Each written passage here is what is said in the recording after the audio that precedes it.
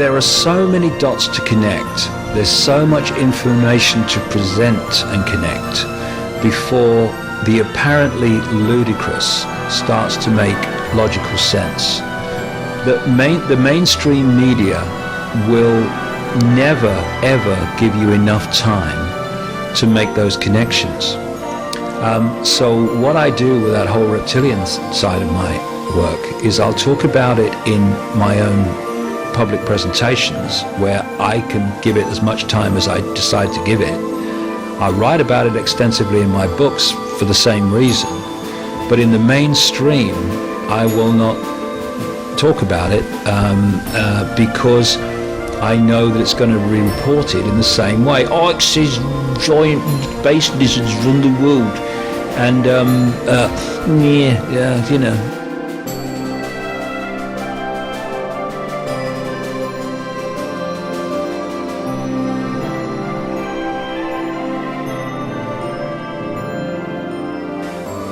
What level of consciousness controls the mainstream media? The intellect. And sometimes a very, very, very low level of intellect.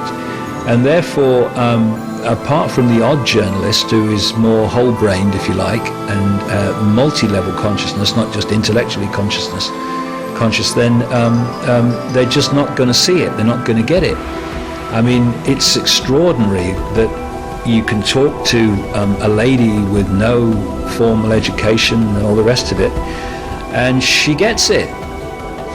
And can see it and can feel it, and then you talk to a journalist or an intellectual from Oxford University and they look at you as if you've just walked off a spaceship, because they can't get it, because they're not accessing those levels of consciousness that can get it.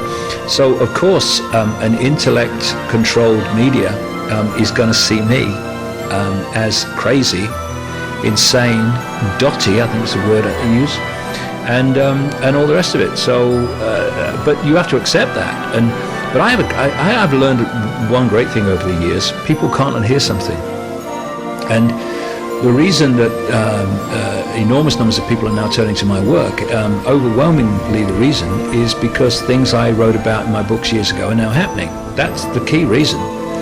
And if I had not said and wrote what I did, despite the ridicule and the hostility, then they'd have never read it, and they'd have never then seen that it's happening now. So we wouldn't be any further along the road.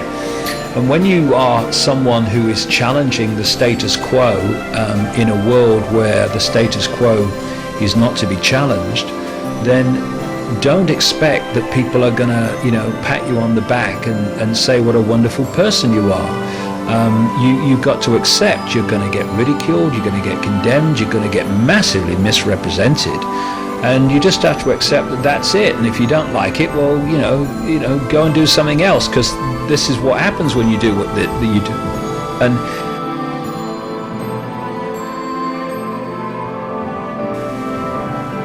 well, you can trust.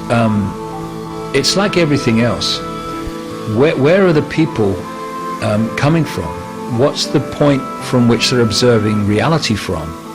So that says, can you trust anything in the mainstream media? Well, you can trust one or two journalists within the mainstream media, but the mainstream media as a whole, absolutely you can't, because it's structured to tell us lies, and that's not in a way that every journalist is in on the plot. But if you look at the media, what does it do? It takes the status quo, the norms in society at any point, to be the point from which it reports the world. And anyone who is outside of those norms or challenging those norms is by definition mad or bad. If we'd have had today's media a few centuries ago, they would have ridiculed and condemned, in the way they have me, anyone who said the earth was round. Because the norm status quo of intellectual society was that it was flat. And then when the norm changed, anyone now who says the earth is flat gets the same treatment the round earthers would have got originally. So the media simply takes the norms as a point of observation. And so if you're outside the norms, don't expect the media to be fair to you. But there are people on the internet who I don't agree with everything they say, but they are coming from a place of truth. Not necessarily they get every fact right. I mean, how many of us get every fact right when we're trying to uncover something that doesn't want to be uncovered? But it's where are the people coming from? And I can honestly say that I have never said anything I didn't believe to be true. That doesn't mean that I've got every fact and every dotted I and every crossed T right, but I've never said anything I didn't believe to be true. Now, if anyone coming from that perspective, not every last thing they say is going to be 100% accurate, but you know that you can trust the vast majority of what they're saying, and certainly the themes of what they're saying, are coming from a place of they believe it.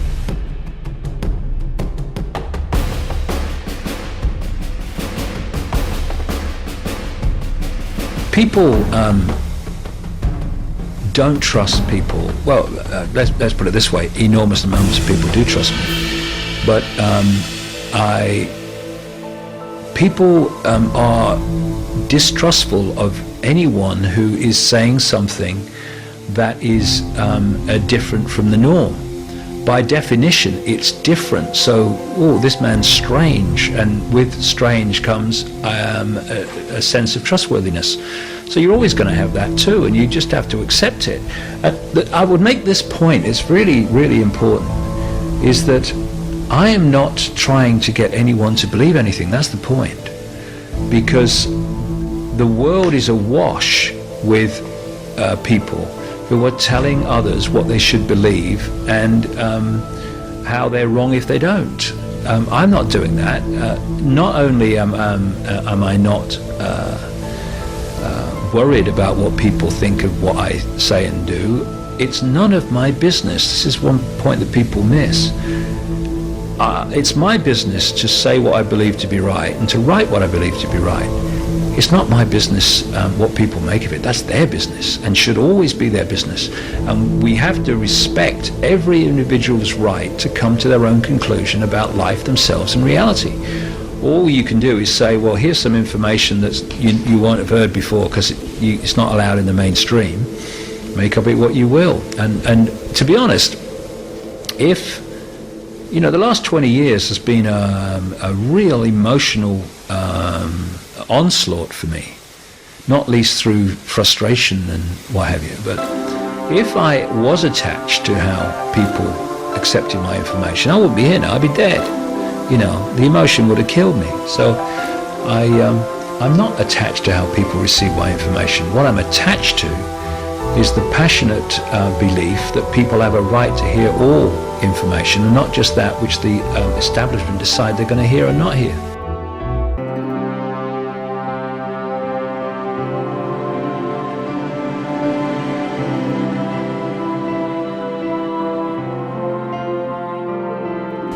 I mean, I'm a journalist, really, at the intellectual level of this, uncovering the history, background, and methods of operation of this whole network of global control.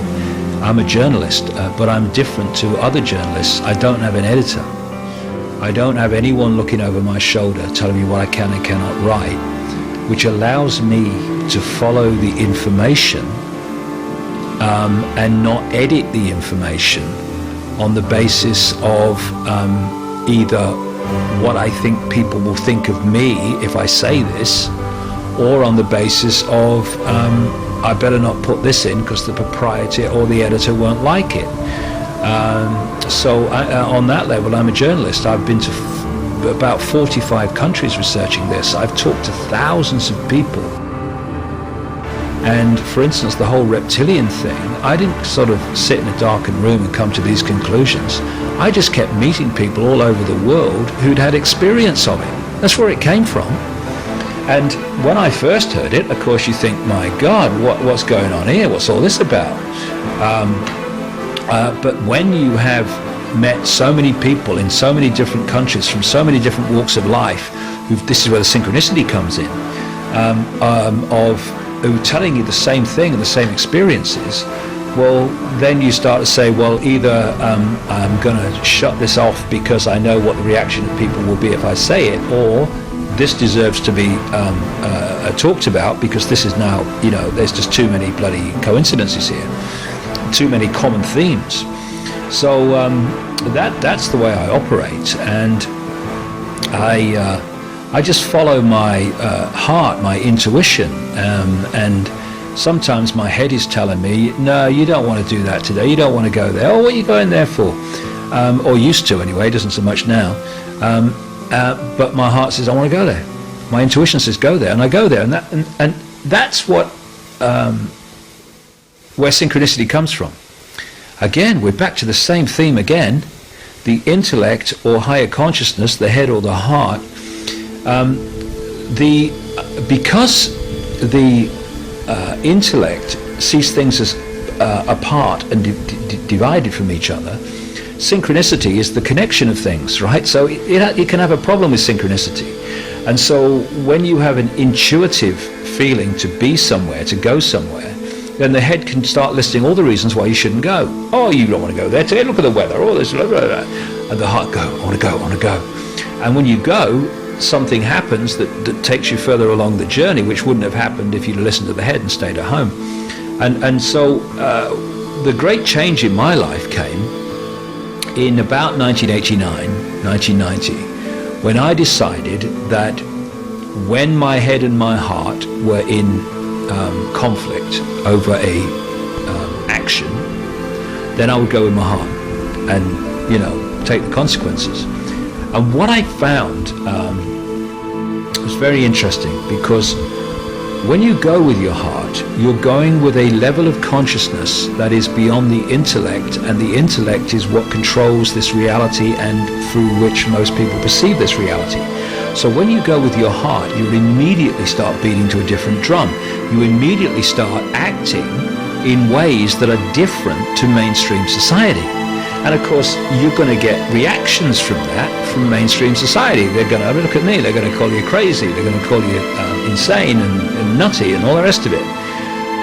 And when people start to receive not perhaps the extreme level of reaction that I got, because I did it publicly, but in their own lives, when they start to get adverse reaction from following their heart because of what they do and where it takes them, a lot of people then pull back from the heart and go to their head because they think it's easier that way. But if you stick with it and you keep following your intuition, even when your head intellect's going, see, told you what would happen if you did this, if you keep with it, eventually amazing things start to happen.